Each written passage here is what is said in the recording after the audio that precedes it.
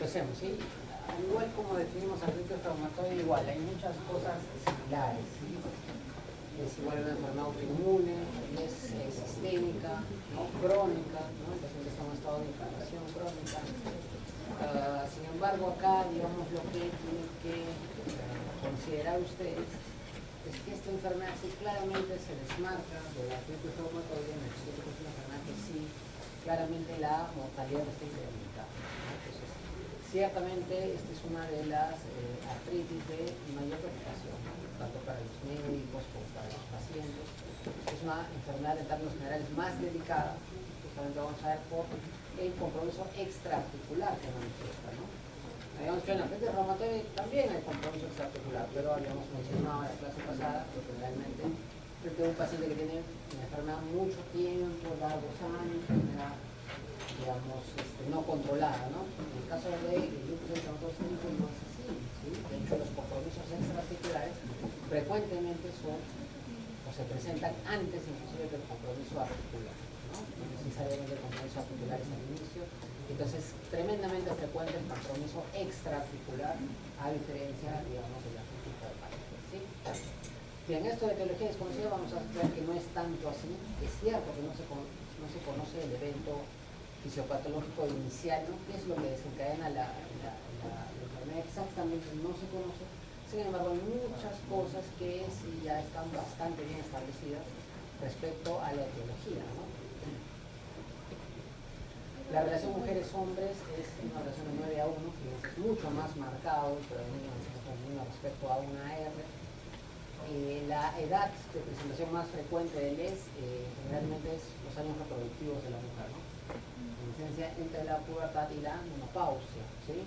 Eso quiere decir que no hay lupus en la niñez, nada más lejos que la realidad. Sí hay lupus en la niñez, pero evidentemente es mucho menos frecuente, pero ciertamente es más severo, ¿no? Cuando hay lupus en la edad pediátrica, suele ser más severa la enfermedad. Bien. Desde el punto de vista de la frecuencia, o si hay algún factor racial que involucre la enfermedad, sí, claro que sí, ¿no? La enfermedad suele ser más agresiva en la etnia afroamericana, ¿no? Ahí tienen reportada una prevalencia, en realidad hay mucha variación respecto a los estudios, pero más o menos es un promedio, ¿no? 15 a 50 casos por cada 100.000 personas. Entonces, el orden de frecuencia, si ustedes hacen la comparativa con artritis reumatoide, es evidentemente una enfermedad menos frecuente, ¿sí?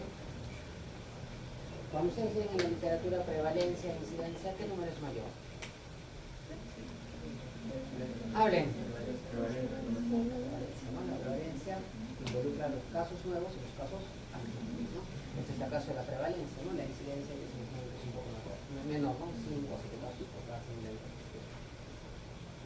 Entonces, les decía, este es el tema, ¿no? O sea, hay una serie de cosas que están bastante bien establecidas respecto a la etiología, ¿no? Pero ¿por qué van a seguir encontrando en sus libros de texto, en sus artículos científicos? ¿Por qué van a seguir encontrando que la etiología es desconocida? Porque justamente no se sabe a ciencia cierta cuál de estos factores presentados en la diapositiva es el que tiene más peso, ¿no? Cuál es el que influencia, no está del todo establecido, ¿sí?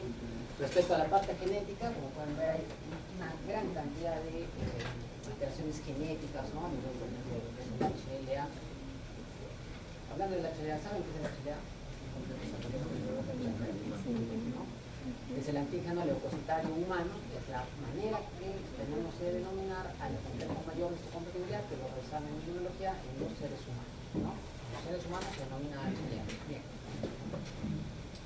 Entonces, uno dice, pero más allá de aprenderme todos los genes, que de repente son para temas de su examen, pero uno acá convendría razonar cómo se puede llegar a saber si una enfermedad tiene influencia genética. ¿Alguien tiene idea? Antes de realizar esos estudios genéticos, cuando no se realizaban estudios genéticos, ¿cómo yo podía saber que una enfermedad tenía carga genética, tenía influencia genética? Con los gemelos, pues, ¿no? Con los gemelos, si eran idénticos o no idénticos, si se veía mayor frecuencia de enfermedad, pues tenías ahí que establecer que había un componente genético importante, ¿no? Entonces, definitivamente eso cumple un rol en esta enfermedad, ¿sí? Sin embargo, fíjense, creo que no lo mencionamos, pero por ejemplo, ¿qué factor externo? Hablamos características reumatoides que es importante, o lo han leído, un hábito de grafismo, ¿no? Fíjense, para el caso del lupus eritematoso sistémico, lo que más ha implicado es la radiación ultra, ¿no? Por eso vamos a ver, nos vamos adelantando un poco a la parte del tratamiento, a la parte terapéutica. Una de las medidas generales para todos los pacientes es protección, ¿no? Protección solar es fundamental. También les hablan acá de medicamentos, van a ver que hay gran cantidad de medicamentos que son capaces de producir un cuadro denominado les inducido por drogas, ¿no? Hay una serie de medicamentos que pueden provocar eso, y esa es una entidad pues completamente diferente, ¿no? No es el lupus clásico, ¿no? Por ejemplo, en el tratamiento del lupus clásico van a ver que fundamentalmente es un tratamiento de un inmunoregulador, un inmunosupresor, ¿no? En el les inducido por drogas, ¿cuál será el reglamento? Hiperlológico, ¿no? Bien. Hay algunos agentes infecciosos que se han también postulado, como pueden ver, algunos agentes que están por aquí, ¿no? Virus de Epstein-Barr, por ejemplo, o en otra literatura citomegalovirus. Sin embargo, la asociación no se puede hacer de manera definitiva porque ustedes saben que este tipo de infecciones son infecciones ubicuas, ¿no? Ubicuas que infeccionan todo el mundo, ¿no? Y no todo el mundo tiene lupus. Entonces, no podríamos solamente considerar al agente infeccioso como responsable total de la enfermedad, ¿sí?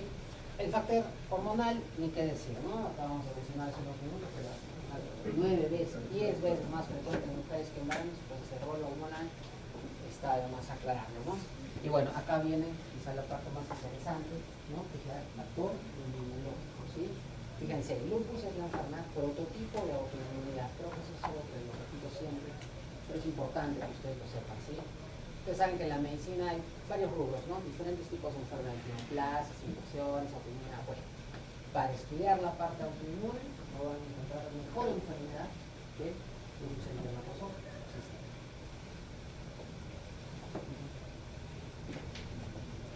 Entonces, justamente viendo esta parte inmunológica, básicamente, ¿qué pasa en el lupus? ¿Sí? ¿Qué es esto? Es un anticuerpo, ¿y esto? Juntos, ¿cómo se llama? Complejo inmune, ¿sí? Entonces, básicamente, el lupus es una enfermedad porque hay depósito de complejos inmunes a nivel de los órganos y los tejidos. Por ejemplo, en esta imagen les ponen al riñón. Si estos complejos inmunes se depositan en el riñón, generan inflamación del riñón, generan nefritis, ¿no? Pero así como les han puesto el fondo del riñón ahí en la imagen, puede ocurrir en la piel, en los vasos sanguíneos, vamos a ir revisando poco a poco.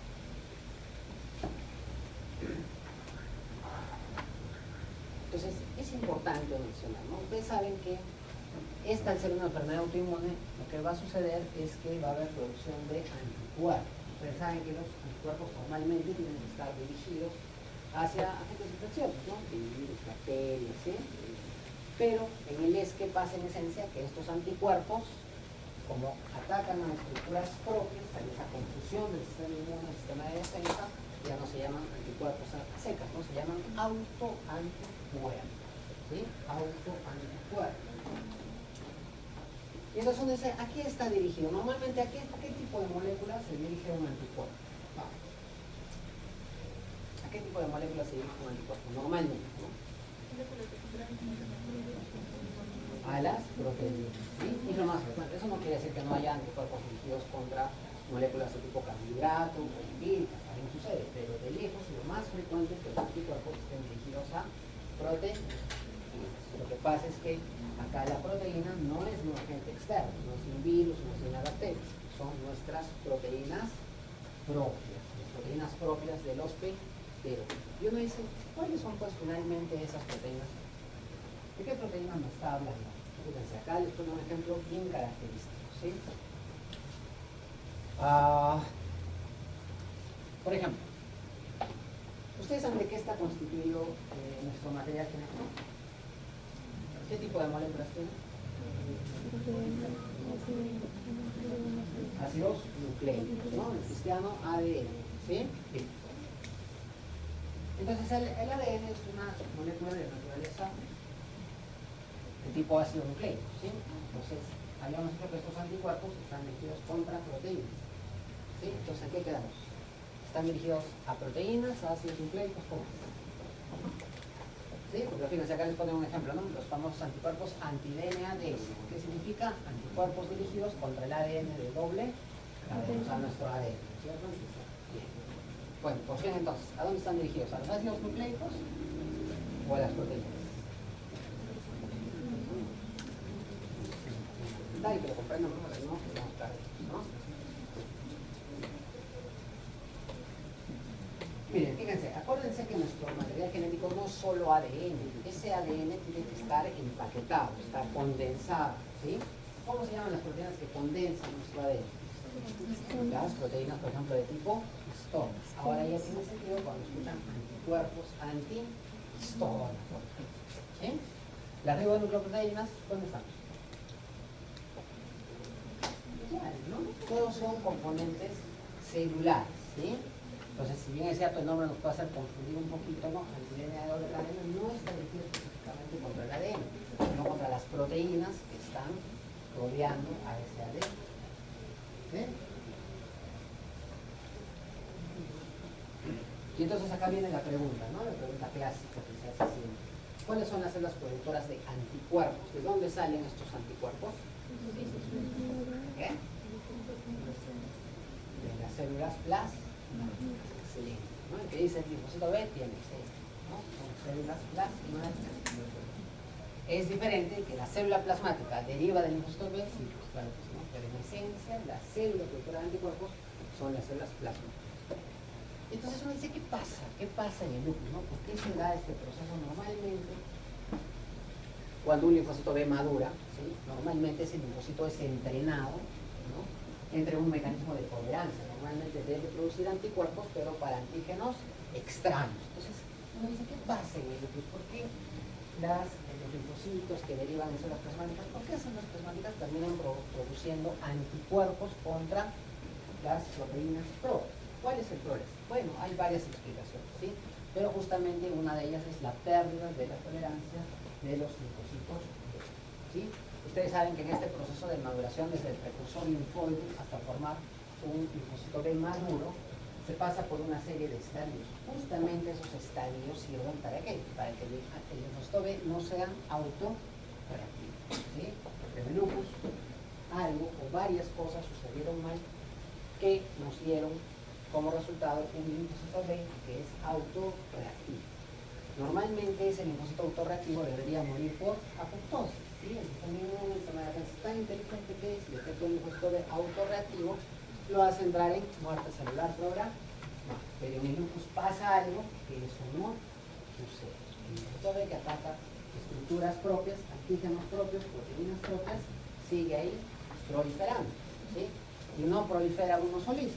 Me parece lo que hablábamos en la artritis reumatoide. Proliferan un montón de linfocitos B autorreactivos. ¿Cómo se llama ese fenómeno inmunológico? Se denomina expansión clonal. Entonces, nuevamente, que tengo células plasmáticas produciendo anticuerpos autorreactivos, anticuerpos que se unen a antígenos propios, formando complejos inmunes, ¿no? Entonces, ¿quién determina el daño final? Regresamos a la figura inicial. El complejo inmune. Cuando esto se deposita en los tejidos, trae una serie de consecuencias inmunológicas. Atrae más células inflamatorias, hace que se produzca mayor cantidad de citoquinas proinflamatorias, ¿sí? En artritis reumatoide, ¿quién habíamos dicho que era la citoquina protagonista o una de las protagonistas? El factor de necrosis tumoral alfa, ¿sí? El factor de necrosis tumoral alfa también tiene papel en lupus, también, pero no está. ¿Qué citoquina es la predominante en lupus eritematoso sistémico?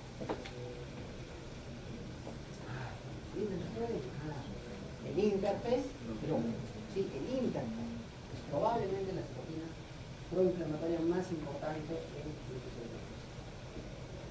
Entonces decía, cuando se deposita este complejo inmune, justamente, ¿no? Induce a eso, a que se produzcan grandes cantidades de interferón, otras citoquinas proinflamatorias, activa el complemento, o sea, genera una serie de problemas inmunológicos que terminan traduciéndose en problemas inflamatorios, que es una inflamación, vuelvo a repetir, crónica, ¿no?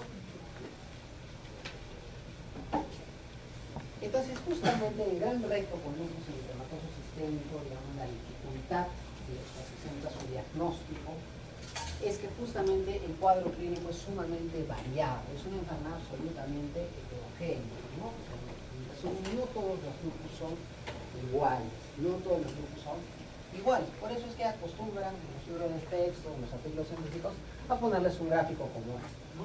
Donde están diciendo es simple, el lupus eritematoso sistémico puede afectar virtualmente cualquier órgano o sistema, pero por supuesto en el tema porcentual, en la frecuencia de afectación sí hay variación, ¿sí? Por ejemplo, fíjense, el compromiso articular es tremendamente frecuente, casi el 90% de los pacientes parten de ese síndrome que comentábamos en su primera diapositiva de la clase anterior, parten del síndrome artritis inflamatoria con las características que ustedes ya conocen, ya no vamos a repetir más. Entonces fíjense, 90%. Entonces, ¿hay pacientes con lupus que puedan no tener compromiso articular? Sí, es posible, todo es posible, pero es bastante raro. Casi todos tienen compromiso articular. Fíjense, si es que no es al inicio de la enfermedad, ¿sí? 62-60% cuando la enfermedad debuta, al transcurrir en 83, 95%, ¿no? Podemos decir casi todos, ¿sí? Esta también tabla es interesante que ustedes la conozcan. Se dan cuenta que hay manifestaciones que frecuentemente pueden estar al inicio, cuando el paciente debuta la enfermedad. Pero no quiere decir que un paciente que hace ciertos compromisos, ciertos debuts, ya se queda con esos compromisos para toda su vida. No es así. La enfermedad, a medida que progresa en el tiempo, avanzan los años, puede comprometer otros órganos y sistemas. ¿Sí? ¿Qué más? ¿Qué más podemos comentar? Fíjense, otra manifestación bastante frecuente son, por ejemplo, los famosos síntomas generales, ¿sí? Los síntomas generales, como bien fiebre, fatiga, pérdida de peso, ¿sí? ¿Cuál es el problema de ese tipo de manifestaciones?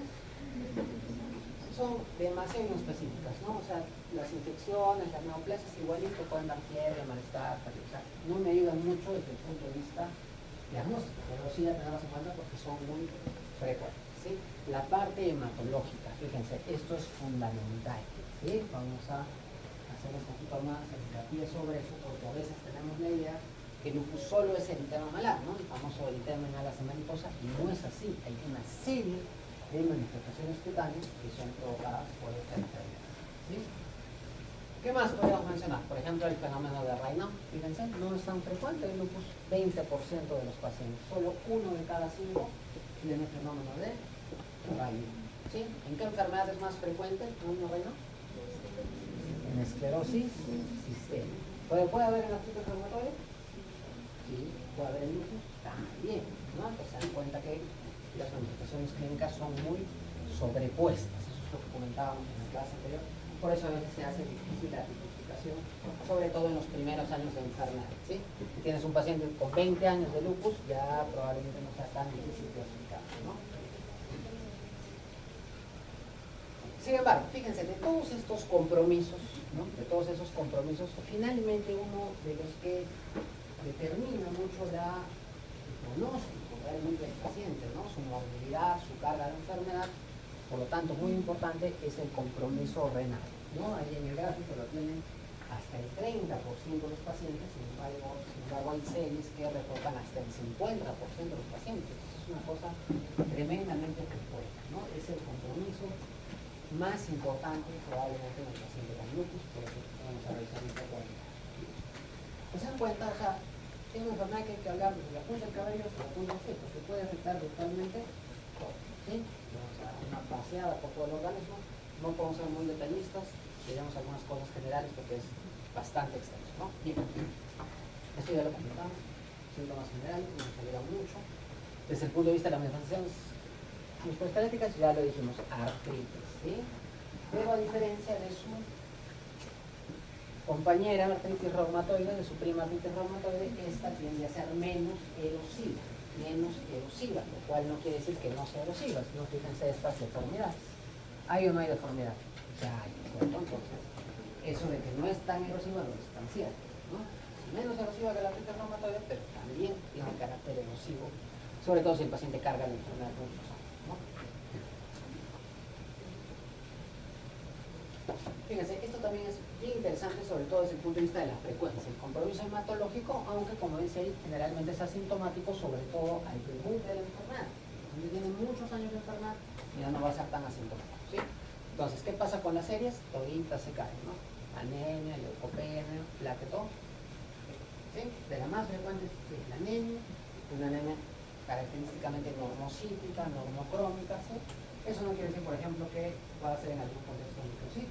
Si tienes un paciente con lupus que además tiene anemia por déficit de hierro, te va a salir microcítica, ¿no? Según el volumen corpuscular. Bien, la leucopenia también es bastante frecuente, pero como dice acá, en términos generales no predispone a la infección, no es el 100% de los casos, por si acaso, ¿sí? Yo he visto pacientes con 400 leucocitos, ¿sí? Donde hay que tomar una serie de medidas para levantar el septo. En términos generales, para la mayoría de los pacientes no suele ser un problema serio de la leucopenia y muy rara vez es la que dirige el tratamiento, ¿no? Suele haber otro compromiso más severo que los leucocitos para decidir el tratamiento. Trombocitopenia, fíjense, ¿no? En algunos casos, menos del 5%, pero puede llegar a ser muy intensa, y eso sí, amenazar la vida del padre. ¿Sí? ¿Con qué recuentos de plaquetas ya estamos preocupados? Cuando ya un paciente tiene un riesgo serio de sangrado. ¿Con qué nivel de plaquetas? Bueno, antes de ir a la patología, ¿cuál es el valor normal de plaquetas? ¿No? Pero con 120.000 no voy a asustar. Depende mucho, ¿no? Si es que hay sangrado activo o no lo hay, ¿no? Si es que hay sangrado activo ya desde menos de 50 años tendrías que preocupar, ¿sí? Y eso no es lo que puede amenazar la vida del paciente. Pero puede ser 10.000, 20.000 plaquetas, independientemente de si el paciente sangra o no, eso ya es un nivel muy peligroso, ¿no? No sabes en qué momento le puede entrar el cerebro. Mucho cuidado con la plaqueta, ¿sí? Esto ya lo habíamos comentado, pues esta es la imagen clásica del lupus, ¿no? El famoso eritema malar, una lástima mariposa. Por si acaso tiene mucho diagnóstico diferencial el eritema malar, ¿no? Se va a poder diagnosticar el lupus a todo el mundo, ¿sí? Tiene mucho diagnóstico diferencial. Rosácea, telangiectasias, dermatitis en general, ¿no? O sea, hay bastante diagnóstico diferencial respecto a esta alteración, ¿no? Sin embargo, algún detalle semiológico que nos pudiera ayudar a pensar, considerar más que es efectivamente un eritema malar de lupus y no otra cosa, es por ejemplo esta característica no tan evidente en esta fotografía, que respeta el surco naso genial, ¿no? Está como ven, respetado el surco naso genial. La pregunta del $1.000.000 es ¿por qué está respetado? Ah, porque así aparece en la foto, ¿no? Pero ¿a qué factor? Acuérdense, ¿qué factor era precipitante del lupus? Los factores ambientales. La radiación ultravioleta, ¿no? ¿Y la radiación ultravioleta le cae a cierto tipo de veneno? No, pues porque está protegida por la nariz, por la sombra de la nariz, ¿no? Entonces, eso no se suele hacer. Pero como se tengan mucho cuidado, o sea, no es una característica, tú la ves y dices lupus, ¿no? Mucho cuidado, de hecho a veces hasta tienes que llegar a biopsia, ¿no? Podrías llegar hasta biopsia. En la piel no se hace muy frecuente, en la piel de la cara me refiero, ¿no? Justamente por el sitio anatómico no es frecuente ir al lugar de biopsia, pero digamos en otro sitio que sí te parezca que hay una lesión compatible con lupus, por ejemplo esta otra imagen que es un lupus discoide, ¿no? Si la podrías biopsiar perfectamente, ¿no? Tenemos una zona expuesta ni nada por el estilo. ¿Y qué es lo que podrían ver en la biopsia? Si esto le tomamos una biopsia, ¿qué aparecerá en el resultado? En la histología no te va a pasar mucho, ¿no? Te va a decir que la piel está inflamada, ¿no? Por ahí algunos de los interfaz, no te va a dar nada característica. ¿Qué sería vital para decir si pues efectivamente es un lupus? ¿Nos alcanzaría con histología, hematoxilina ósea? ¿Qué podríamos hacer de eso? Inmunofluorescencia. Tú ves los inmunocomplejos, como estábamos al inicio. Tú ves en tu biopsia de piel, ves a estos señores depositados ahí a nivel cutáneo, ya tienes bastante más sostén para tu diagnóstico. ¿Sí? Entonces, fíjense, las lesiones cutáneas que son frecuentes, son 70-80% de los pacientes, yo las puedo a su vez subclasificar en tres tipos de lesiones: agudas, subagudas, crónicas. ¿Sí? La lesión aguda, la más característica, pero no la única, el eritema malar. ¿Sí? Las lesiones subagudas, esto es muy interesante, fíjense, hay diagnóstico diferencial, por ejemplo, con psoriasis, ¿no? Incluso con lesiones micóticas también. A veces están ahí, hongo, está con 10 años con el hongo, no son lupus, ¿sí? Porque las lesiones, o sea, visualmente, clínicamente son muy similares, así que hay que tener cuidado con el diagnóstico diferencial, ¿no? Y las lesiones crónicas es el famoso lupus discoide, ¿sí? Y es lo interesante, que este tipo de subclasificación te da una idea del riesgo de desarrollar enfermedad sistémica. Esta, la lesión clásica, la lesión aguda del tránsito, así como pueden ver en el cuadro, tiene mucho riesgo, alto riesgo de desarrollar enfermedad autoinmune sistémica, o sea que se compone con las articulaciones, todo lo que hemos conversado, ¿sí? En cambio, estas lesiones, ¿no?, más desfigurantes, cicatrizales y todo lo demás, en realidad tienen un riesgo bajo de desarrollar enfermedad sistémica. Es el lupus que comprende, ¿no? De la piel le da suavecito, riesgo de órganos sistemas. Si la piel se la agarra con la piel, riesgo de órganos sistemas es más bajo, ¿no? Bueno, interesante. Bien, acá hay otro bloque también de manifestaciones cutáneas, pero como pueden observar son completamente inespecíficas, ¿sí? No son exclusivas para nada del climatología sistémico, pero nos podrían ayudar, ¿no? Por ejemplo, fotosensibilidad, ¿sí? Que es nuestra única causa. ¿Cuántas causas hay de fotosensibilidad? Uveitis, escleritis, ojos secos, muchas cosas, ¿no? O no voy a decir fotosensibilidad, igual de sí, pero me pudiera ir. Las úlceras orales, ¿qué característica tienen las úlceras orales? La alopecia, tenemos tantas causas de alopecia, pero el lupus se da, ¿sí?, y de manera muy, muy variable, ¿no? Hay pacientes realmente hueco en la cabeza, ¿no? Así como pacientes que solo tienen una caída de cabello de repente un poco más de lo habitual, ¿no? Porque son de las cosas más frecuentes la caída de cabello, ¿no? No, pues vamos a decir que tienen lupus. Pues hay que tener mucho cuidado con las manifestaciones inespecíficas. Bien, este cuadro es bien interesante porque son los criterios SLIC del 2012 para el lupus eritematoso sistémico. De repente hay algunos de sus maestros les van a escuchar decir que estos son los criterios antiguos, o tal vez yo mismo me refiero a ellos como los antiguos, porque ustedes saben que ya existen desde el 2019, ¿no? Sin embargo, fíjense, hasta la luz de hoy los estudios siguen sin definir cuáles son mejores, si los del 2012 o los del 2019, o sea que no les extrañe si todavía tienen asistentes, ¿no?, especialistas en reumato que todavía se basan en sus criterios, porque también son perfectamente aplicables, ¿no? Lo mismo, criterios de clasificación, no son criterios diagnósticos, la misma discusión que para artritis reumatoide, ¿sí? Son criterios de clasificación. ¿Te los puedo utilizar, doctor, como diagnóstico? Sí, a mi opinión personal, sí, ¿ya? Entonces estos eran pues los famosos criterios donde si tú cumplías por lo menos 4, ciertamente tenías que tener por lo menos uno clínico, ya podías clasificar al paciente como tal. Pero van a ver que en realidad son bastante similares a los de los estudios. Las manifestaciones neurológicas, sí, fíjense, el porcentaje es bastante alto, 50-60% de los casos. Sin embargo, la mayoría de veces este compromiso neurológico es leve, ¿sí? De hecho, el más frecuente, ¿cuál es? Dolor de cabeza, ¿sí? Nada más, dolor de cabeza, ¿no? Por eso el porcentaje te sale alto. Pero se entiende que es una cefalea crónica, ¿no? No es un episodio único de dolor de cabeza, ¿no? Pero la cefalea crónica es lo más frecuente. Que pueden haber cosas tremendamente graves como las que están descritas acá, convulsiones, psicosis, neuritis óptica, sí, pero no van a estar en este 50-60% del caso, son bastante más graves, ¿sí? Compromiso de las serosas también. Las 3 serosas se pueden afectar, ¿sí? Se puede terminar derrame pleural, derrame pericárdico, así, ¿sí? Porque hay un proceso inflamatorio a nivel de la presión, ¿sí? Fíjense, dentro del compromiso, por ejemplo, del corazón, se pueden afectar las 3 capas del corazón: endocardio, ¿no?, miocardio y pericardio. Esto del endocardio de Limansac es una cosa bien interesante desde el punto de vista de que es diagnóstico diferencial de endocarditis infecciosa, ¿no? ¿Cuál es la diferencia? Que acá las famosas verrugas, ¿no?, lo que está depositado en las válvulas cardíacas, son estériles, asépticas, ¿no? También endocarditis infecciosa, ¿no?, también es ¿sí? Bien, ya casi dijimos que nos íbamos a detener, porque no se olviden, vuelvo a repetir, esto es lo que determina en términos generales el diagnóstico del paciente, la afectación del riñón, ¿sí? ¿Qué pasa si estos complejos inmunes se depositan a nivel renal? Fíjense, de toda la estructura del riñón, ¿no?, en realidad el lupus puede inflamar todo: glomérulo, túbulo, castillo, todos los componentes que les ocurra del riñón.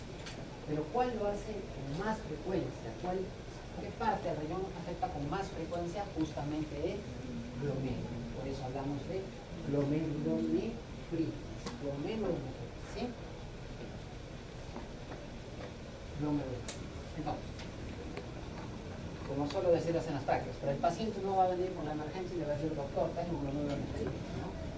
¿Cuál es el síndrome clínico? ¿Cómo se expresa? ¿Cómo yo puedo empezar a sospechar que un paciente tiene glomérulo nefrítico? Para esto ya han hecho ¿no? Muy bien, pero en esencia el síndrome se olvida. Síndrome, eso es lo que más. Se expresa como síndrome nefrítico, síndrome nefrítico. Esa expresión de glomérulo nefrítico, por favor, no confundirla con las manifestaciones de insuficiencia renal. ¿Sí?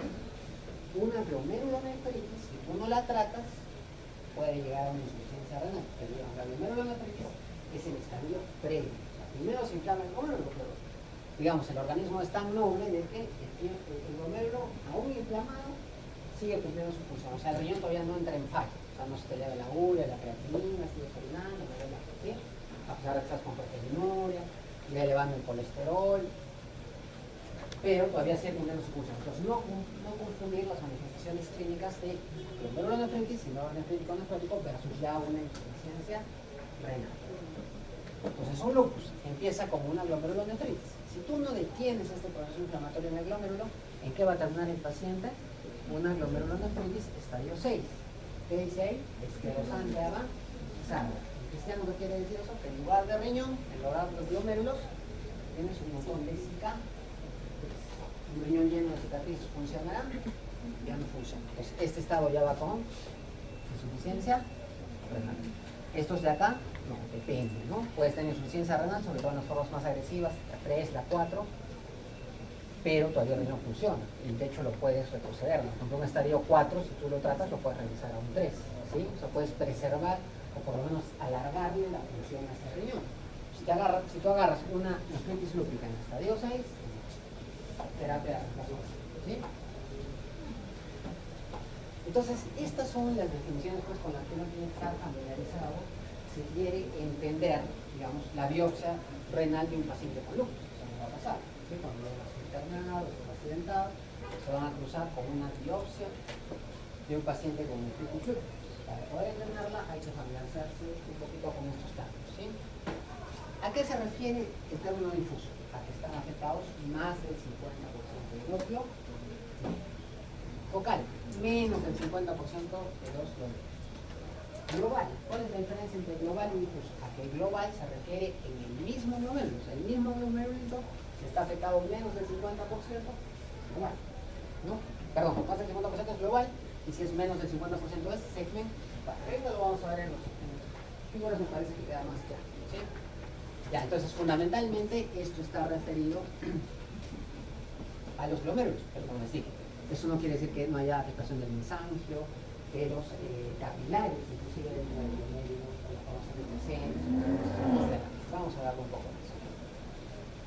Entonces ustedes saben que el estudio más básico que se le puede hacer a una biopsia es justamente la atención con metoxilina y eosina. Por eso es que va a haber un poco de distinción. A una biopsia de un paciente con nefritis lúpica no solamente le puedo hacer hematoxilina y eosina, le puedo hacer inmunofluorescencia y además le puedo hacer microscopía electrónica, ¿no? Que trataría un proyecto acá en la universidad, por ejemplo, electrónica, no sé cómo está caminando eso, pero se entiende que es algo mucho más avanzado, ¿no? Más sofisticado que la clásica microscopía óptica con la que hemos aprendido todos nosotros, ¿no? Incluyo yo también, yo también, como era estudiante con ustedes, aprendí con microscopía de luz, ¿no?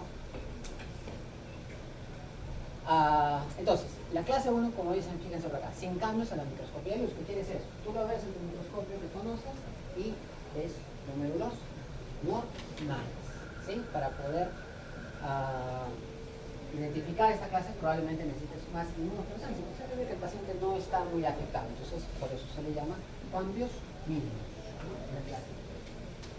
En la clase 2, fíjense, ya hay mesangial proliferativa. ¿Qué es el mesánquico?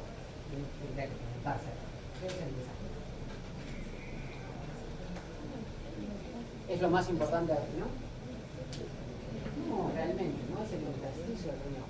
La parte noble del riñón, ¿cómo se llama? Más, ¿qué es lo que hace funcionar al riñón?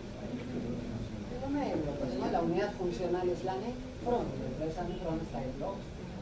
¿Sí? Entonces, fíjense, en la clase 2 ya hay afectación del intersticio, pero se llama hipercelularidad mesangial, que encuentras complejos inmunes a nivel del mesangio, pero todavía la parte capilar, la que nos interesa, lo que filtra del glomérulo, el ovillo de capilares, todavía no está afectado, ¿no? Pues por eso se llama mesangial proliferar. Fíjense, acá está, ¿cuántos glomérulos hay acá? Bien enfocado, uno nada más, ¿no es cierto? Este grandazo que se ve acá. Fíjense, está respetado el espacio entre la cápsula y el ovillo de Capin. Van a ver a medida que avancemos cómo este espacio se empieza a llenar de células. Eso se llama crecente celular. Ya no ves liberado este espacio. Vamos. Bien, entonces vamos a la clase 3 de nefritis súbita. Esta ya es una forma proliferativa. Ya no solamente es que el mesangio de Torres ya está afectado como tal en el ovillo de capilares, ¿sí? Entonces por eso se llama esta membrano proliferativa. ¿Focal o difusa? Focal. ¿Por qué? Porque está afectado menos del 50%. ¿Y cómo así eso se puede ver? Fíjense.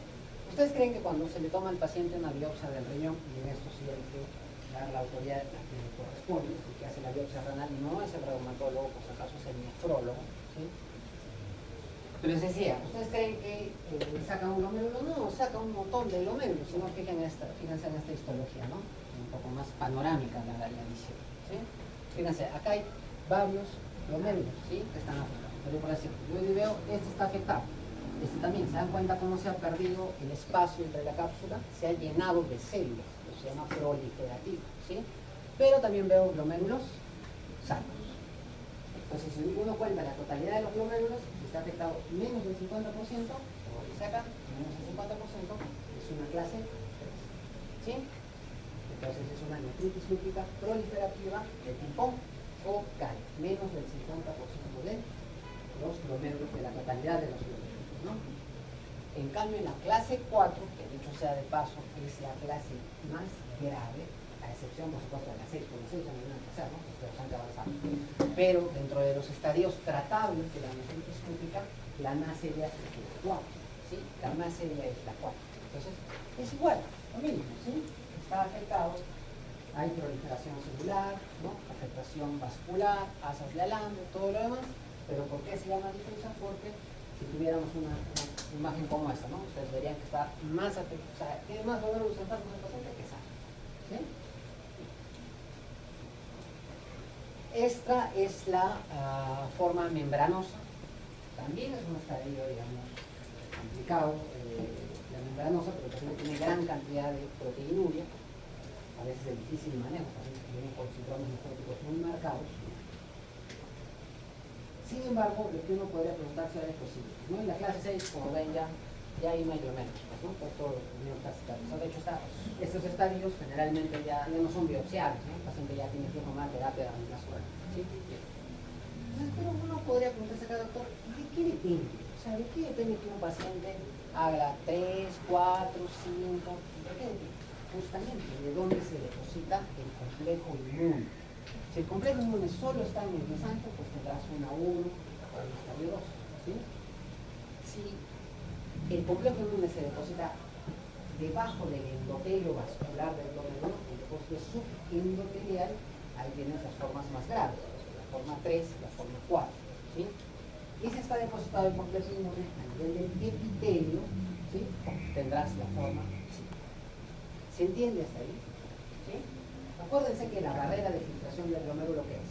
Por dentro es un endotelio y por adentro va el epitelio, ¿no? Los pogocitos, las células que están recubriendo. ¿Qué es lo más importante? ¿Los pogocitos o el endotelio? El endotelio, ¿sí? El pogocito solamente limita que pasen las proteínas, ¿sí? Por eso tienes una forma membranosa, lo que está afectado es el pogocito. El resultado, el paciente tiene una proteinuria, probablemente en caso de pero si está afectado el endotelio, ya tienes una forma proliferativa. Entonces, eso hace esa variación. O sea, ¿por qué existen estas distintas clases? Y eso, de hecho, se los comentaron seguramente para el síndrome nefrítico y nefrótico.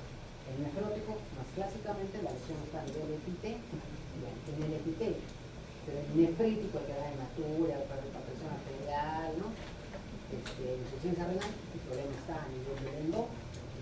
Pues todo depende de la anatomía, la historia, ¿no? ¿Dónde está el problema? Entonces, eso es lo que decíamos finalmente en el estadio 6, ya más del 90% de los médicos destrozados, que eso es terapia de relación.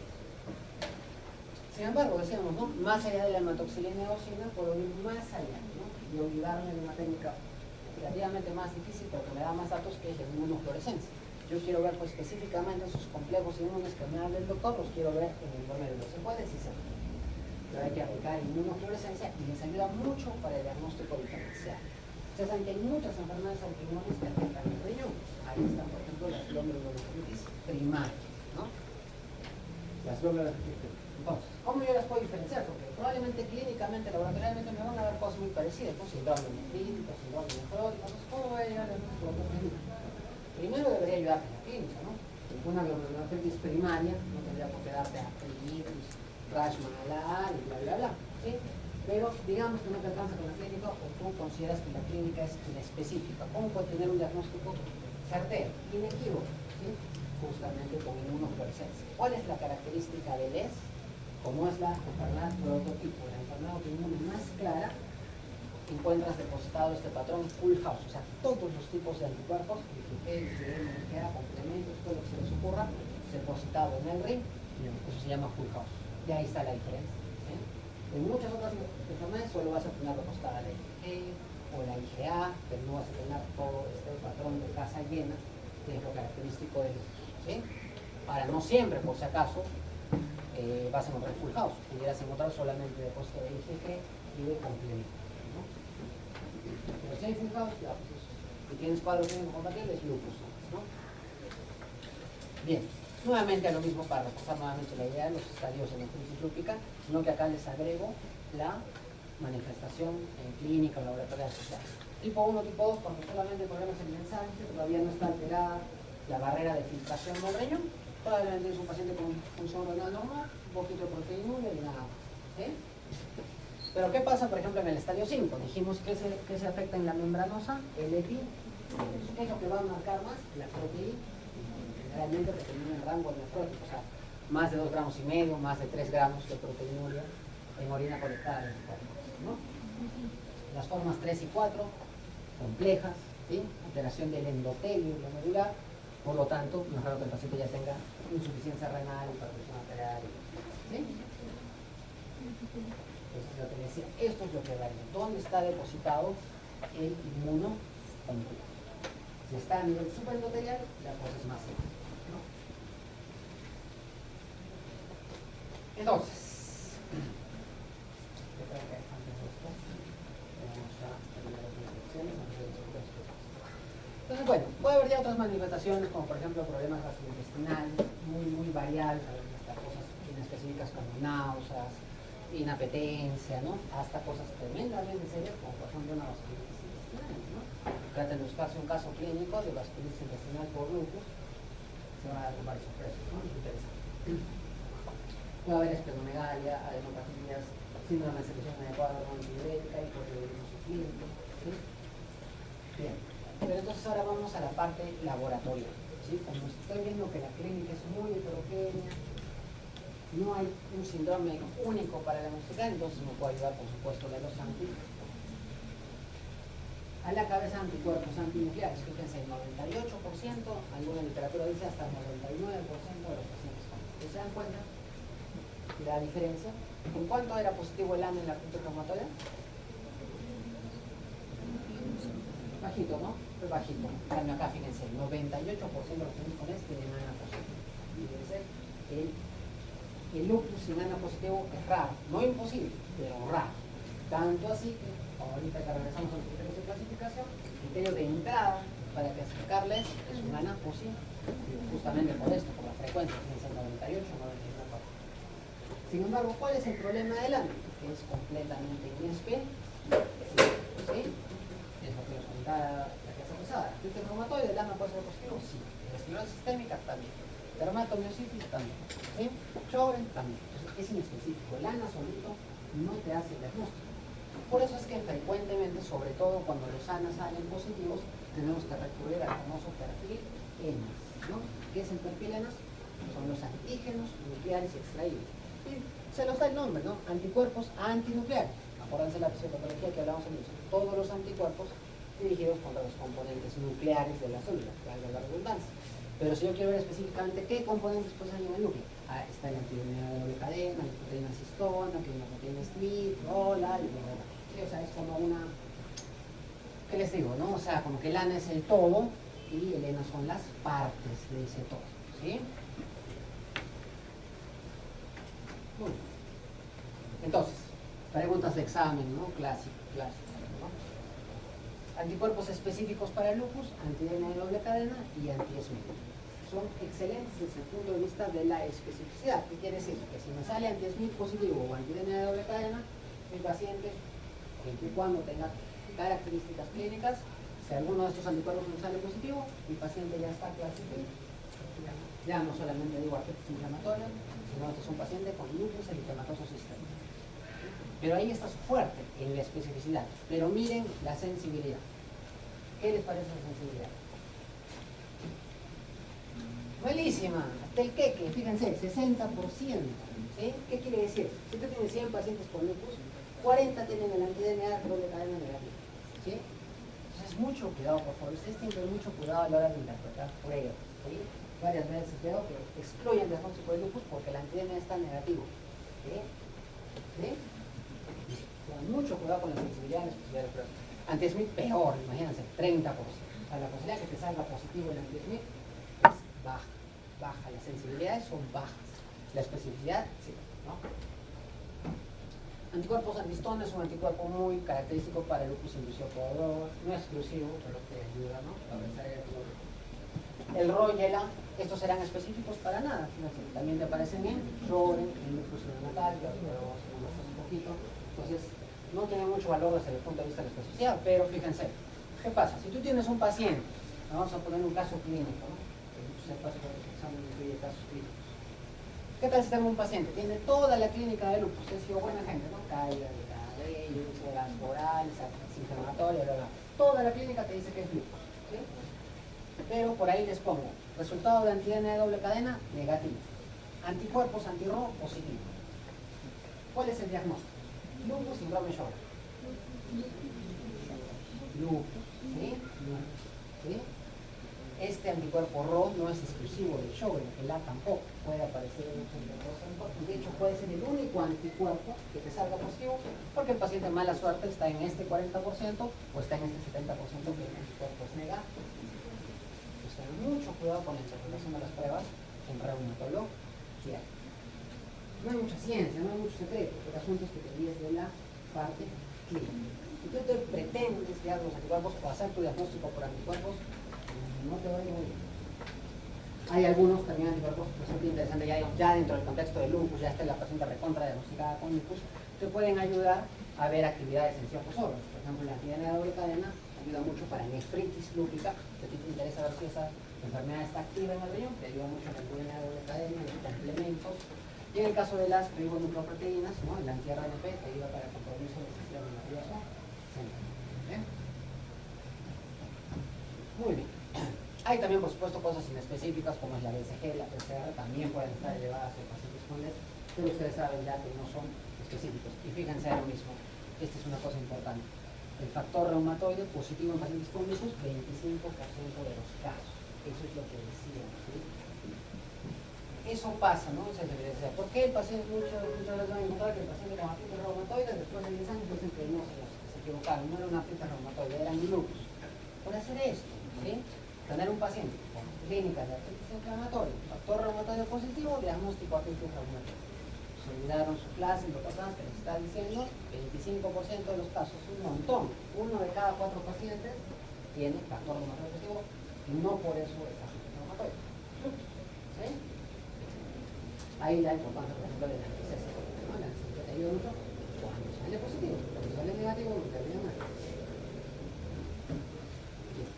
Entonces quería revisar esta parte de los anticuerpos para ir a regresar ahora sí a los criterios de clasificación más actualizados, estos del 2010. Entonces, les decía, lo de siempre, ¿sí? No es otra cosa que la teoría puesta en un cuadro con un score, donde hay algunas diferencias, por ejemplo, respecto a los del 2012. Lo primero es el criterio de entrada, ¿no? Fíjense, en el 2012 el A no solo era un criterio más, no era un criterio de entrada, ¿sí? Solo era un criterio más. Si tú tenías un paciente con criterios clínicos, anti-DNA y anti-SMIC positivo, así el ANA te salga negativo, igualito como es la luz, ¿sí? Solo era un criterio.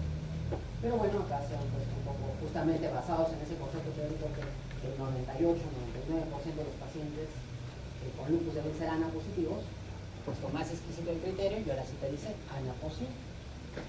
Nuevamente, por las razones que exponíamos en la clase anterior, ¿no? Tú no puedes meter a una investigación, pues para lo que están creados los criterios de clasificación, a un paciente no le diagnóstico sea dudoso, porque te vas a hacer todo, estás segura que es el diagnóstico, ¿no? Bien, y luego son los compromisos, fíjense, constitucional, hematológico, universitario, todo lo que hemos estado conversando, ¿no? Los anticuerpos. Así no es un puntaje, pero como siempre les digo, sobre todo en las prácticas, ¿no? No se trata, por favor, doctores, de agarrar una historia clínica, agarrar tu score y ponerte a marcar, ¿sí? Como que estuvieras jugando en la química. No es así, ¿sí? Para que tú pongas un criterio a tus criterios de clasificación, valga la redundancia, tienes que estar, no vamos a decir 100% seguro, pero tienes que tener bastante sospecha que eso que estás poniendo como criterio, sobre todo en la parte clínica, sea producido efectivamente por lupus y no por otra cosa. ¿Sí? Por ejemplo, poner fiebre a tus criterios de clasificación es bien complicado, porque fiebre lo puede dar una infección, lo puede dar una neoplasia, te das cuenta, ¿cómo tienes la seguridad que fiebre lo vas a subir a tu criterio? ¿Sí? Y así podríamos poner ejemplos con casi, o sea, tienen muchas sospechas, ¿sí? ¿Qué otro ejemplo les suelo poner clásicamente? Por ejemplo, la pancitopenia, ¿sí? Fíjense, leucopenia, trombocitopenia. Y yo podría, ¿no? Vean la historia clínica en un paciente que tiene 9 de hemoglobina, 2300 de leucocitos, ya le empiezo a armar le empiezo a fabricar su diagnóstico inexistente de lupus. Pero ¿qué pasa si es una paciente que tiene una hepatopatía crónica? Ya definido, diagnosticado. Va a tener pancitopenia, y en este caso es por su hepatopatía. No la puede subir a los criterios, ¿sí? Entonces el mensaje es ese. Si la manifestación clínica que tú quieres sumar para hacer clasificar a tu paciente es explicada más claramente por otra patología, por otra comorbilidad que tiene el paciente, no vale para el criterio de clasificación. Tienen que tener ese cuidado, ¿ya? ¿Qué más? Luego, en cada ítem, por si acaso no se pone todo, el paciente tiene leucopenia, trombocitopenia, 4 más 3, 7, no, solamente se pone el ítem más grave. Tiene un paciente con leucopenia y trombocitopenia, solamente va 4, no así, ¿sí? O sea, entre el mismo ítem, solo se considera la manifestación más grave. Entonces, este es el dominio clínico, estos son los anticuerpos, le haremos una miradita, ¿sí? Los anticuerpos específicos, ni qué decir, tienen que estar, ¿no es cierto? Son los que tienen más valor, otra vez, DNA de doble cadena y anti-SMIC. Nuevamente lo mismo, ¿sí? Tú puedes tener pacientes con criterios clínicos, no tienen el DNA ni el SMIC positivo, y eso impide que lo catalogues como lupus. No, porque puedes catalogarlo con los complementos y con los anticuerpos, ¿sí? O sea, el anti-DNA y el anti-SMIC, por más lindo que suene que es específico y bla, bla, bla, solamente es un criterio más, no es diagnóstico de lupus ni excluye lupus, ¿correcto? Bueno, el complemento, bueno, está, no hay mucho que explicar ahí, ¿no? Habíamos dicho que cuando los complejos inmunes se depositan en el tejido, en el caso de lupus, ¿qué es lo que pasa? Generan activación del complemento. Esa activación del complemento que hace que el suero consume el complemento. Entonces es bastante clásico que encuentres niveles bajos de complemento, pero por si acaso es inespecífico, ¿sí? Y esto del perfil SAPS pues es sumamente interesante, ¿no? Entonces, no hacen la clase de SAPS conmigo, pero ¿qué porcentaje de pacientes con lupus hacen SAPS secundario?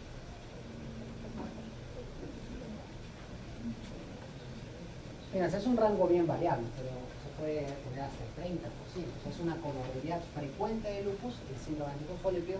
Tan frecuente será que los anticuerpos para el SAP, y los verán detenidamente en su clase de SAP, forman parte de los criterios de clasificación para el lupus, ¿no? Para que tengan una idea que frecuentemente el lupus se acompaña de esta comorbilidad. Bien, si tienes un puntaje mayor o igual a 10, paciente clasificado como bien.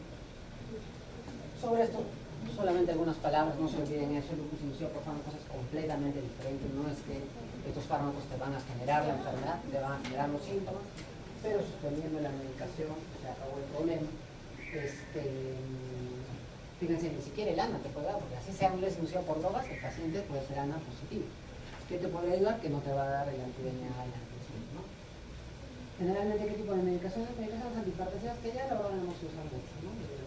Ya no se usa muy frecuente, pero por ejemplo los medicamentos antituberculosos sí vamos a la actualidad, ¿no? Que son las cigarros, pues tener cuidado con ese tipo de terapia, ¿no? Buscando como el lupus clásico, un día se usa los drogas, ¿no? Cuidado que es con la medicación antituberculosa.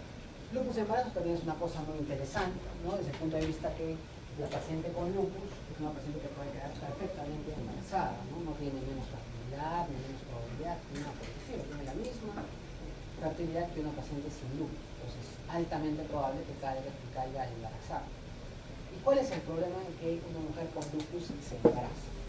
Que nos va a cortar, nos va a disminuir la cantidad de fármacos a utilizar, porque varios de los medicamentos que se utilizan en ellos están contraindicados en el embarazo. Ejemplo, metotrexate, ejemplo, ciclofosfamida, micofenidato, ¿sí? Son medicinas que definitivamente no se pueden usar en el embarazo por el riesgo de malformaciones fetales, ¿sí? Felizmente no todas. Hay medicinas que sí puedo utilizar en el embarazo, ¿no? En el mujer lúpus, por ejemplo, hidroxicloroquina, azathioprina, ¿sí? Pero bueno, varias de ellas, ¿no? Micofenidatos, ciclofosfamida, no las puedo utilizar en el embarazo. Entonces, ¿qué es lo recomendable? ¿Qué se le dice a la paciente con lupus? Su enfermedad idealmente debe estar inactiva o con baja actividad por lo menos 6 meses antes de que tú consideres empezar a embarazar. ¿Sí? ¿Pero qué pasa? Que si me embaraza muy activa, voy a necesitar mayor cantidad de medicamentos. Los más fuertes. Las malas fuertes, los más fuertes están contraindicados en el embarazo, ¿no? Por eso es tan importante la consejería preconcepción, ¿no? Y ni qué decir por el lado del SAP, ¿no? Ya hemos dicho qué tan frecuente es el SAP. El SAP puede ser SAP trombótico, ¿no? Trombosis o SAP obstétrico, pérdida de velocidad más, ¿no? Entonces, es una movilidad muy importante, muy importante. Esta es otra entidad, ¿no? El famoso lupus neonatal. Fíjense, no es por si acaso el lupus del adulto de un niño, para nada. El lupus neonatal se genera a consecuencia de que los anticuerpos maternos, ¿no? El anti-RO, el anti-LA, tienen la posibilidad de pasar la barrera placentaria, ¿no? Y esos anticuerpos, ya saben, como el niño se supone que tiene antígenos parecidos a la mamá, los anticuerpos también van a generar los antígenos del neonato, del recién nacido. Eso se llama lupus neonatal. Como ven, de lo más frecuente, afectación cutánea y afectación cardíaca. La afectación cutánea, más allá de lo exuberante de la fotografía, no suele ser grave, sucede. Entonces, ¿qué pasa con los anticuerpos que pasan de nuestras mamás? A través de la placenta, a los 6 meses, chao, ¿no es cierto? Se depura, ¿sí? Ya el niño, ¿no? Recién nacido, ya empieza a producir sus propios anticuerpos y ya no requiere los de la madre, ¿no? Pero los primeros 6 meses sí, nos pasan anticuerpos para defendernos a esos primeros meses de vida, ¿no? En el caso del mes, son anticuerpos obviamente patógenos, ¿no? Entonces por eso que le generan esas manifestaciones al niño. Como les dije, las manifestaciones cutáneas no son graves. El problema cardíaco, la inmensa mayoría de veces tampoco es grave, pero en los casos que es grave, en unos pocos casos que es grave, sí puede llegar a ser muy serio porque puede generar bloqueo cardíaco. ¿Hay alguna manera que yo me adelante a esta eventualidad, que no es frecuente, dicho sea paso, como dice ahí? ¿Hay alguna manera que yo pueda predecir esto, ¿no? Que no me entere del lupus neonatal cuando ya nació el bebé? Sí, claro que sí. Tendría que dosarle a la madre anticuerpos anti-RO, anti-LA. Si tiene positivos de pues está a riesgo de eso. Entonces, el pronóstico de lupus, fíjense, es una enfermedad que realmente ha cambiado drásticamente, ¿no? Probablemente desde la aparición de los glucocorticoides ha cambiado drásticamente su pronóstico. Fíjense, antes la supervivencia de 10 años era del 60%, ¿no? Probablemente ya desde la década de los 90, 2000, por ahí ya la supervivencia de 10 años es del 90% aproximadamente.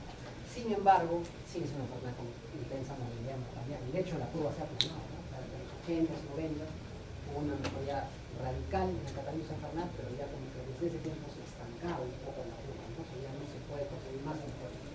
Entonces el mensaje final es ese, ¿no? Sigue siendo una enfermedad con bastante movilidad, bastante mortalidad, sobre todo que pasa si tengo una nefritis lúpica estadio 6, ¿no? Se dan en la diálisis, claro, por supuesto prolongan la vida del paciente, le dan más años de vida, pero ya también no está exenta de complicaciones, infecciones, etc. Ese es el asunto. Aparte que acuérdense, no solamente es el tema del riñón, el paciente con lupus como está crónicamente inflamado, o sea, persistentemente, su cuerpo siempre está luchando contra el vasos sanguíneos inflamados, vasos sanguíneos que forman más placas ateroma, ¿no? Este es el tema de tratamiento, sobre algunas palabras, no son mucho el tiempo, ¿sí?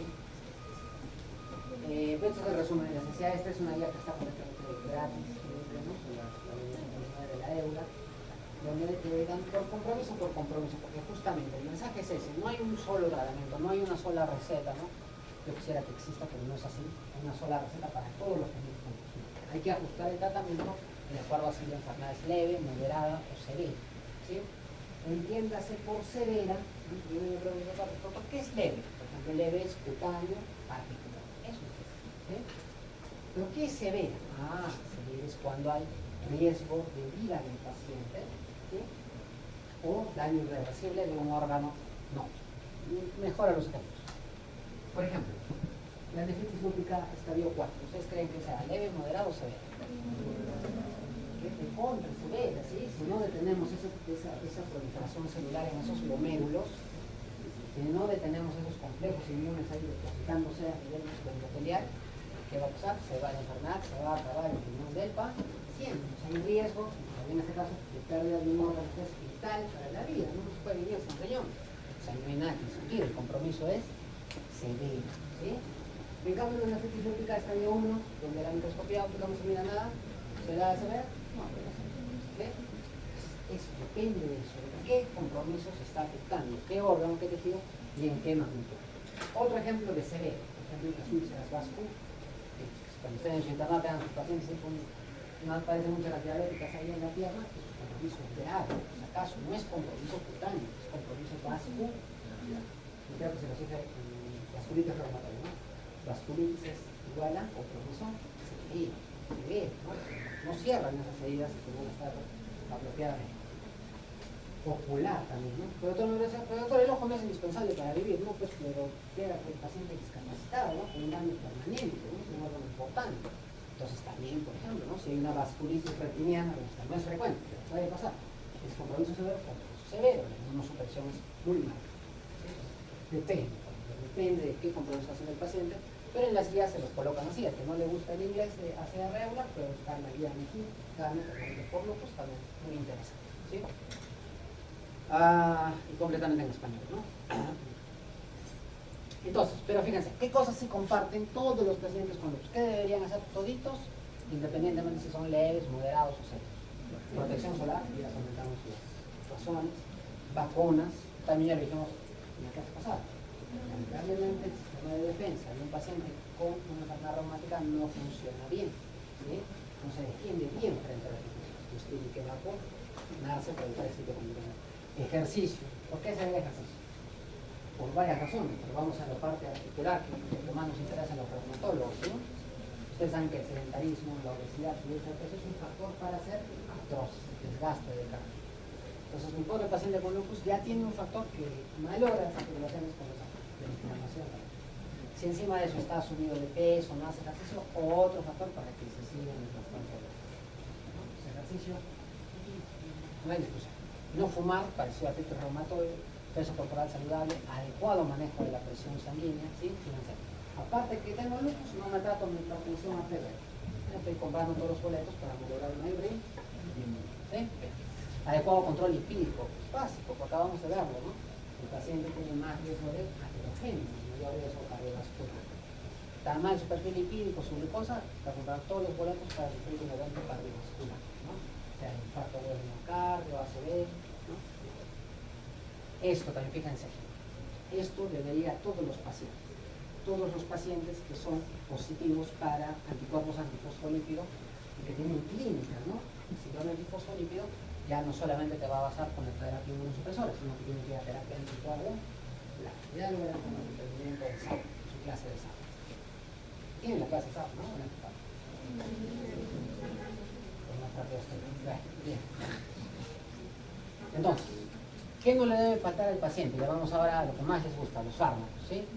Leve, moderado, severo, independientemente de eso, prácticamente es el medicamento que no le debe faltar al paciente, salvo, por supuesto, que sea alérgico, que tenga una contraindicación seria, ¿no? Pero si no es el caso, tiene que ir hidroxicloroquina porque es el medicamento que ha demostrado disminuye la frecuencia de flares, ¿no? O sea, de brotes de la enfermedad. Acuérdense, esto es parecido a la artritis reumatoide, no es una enfermedad que inicia y nunca acaba, no es así, ¿sí?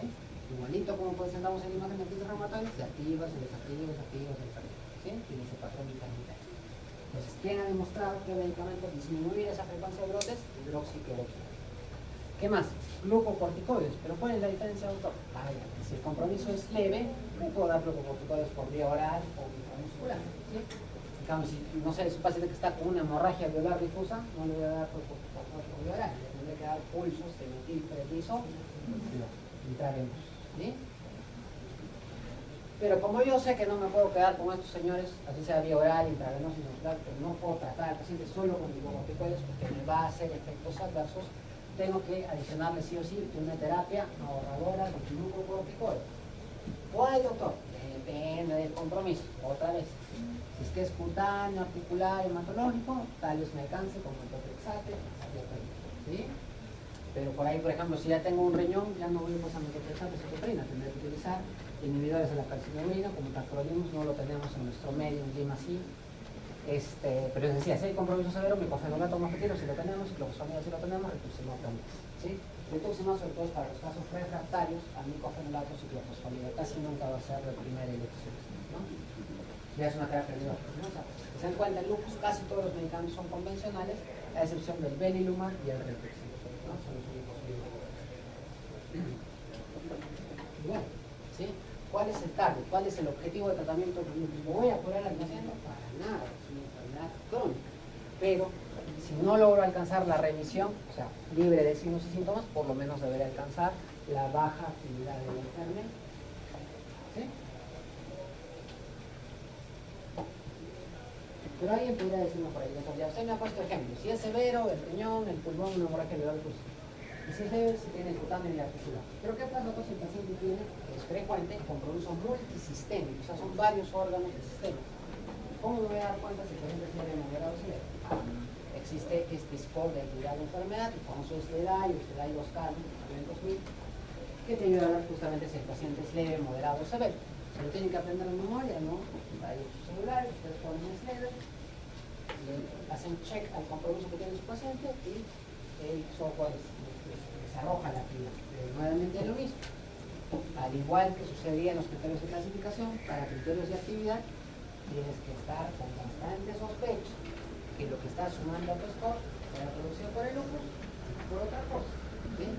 Ya les he dicho, ustedes no tienen ese cuidado, no pueden catalogar como un lupus severo y pulsar a un paciente que de repente tiene un compromiso y hay mucho cuidado que le sumas a tu score y que no le sumas.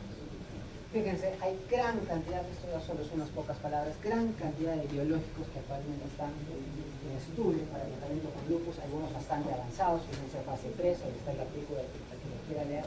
Sin embargo, en el mercado solamente están, habíamos comentado, Benilumab y Rituximab. Hay varios en estudio, pero todavía no tienen la aprobación.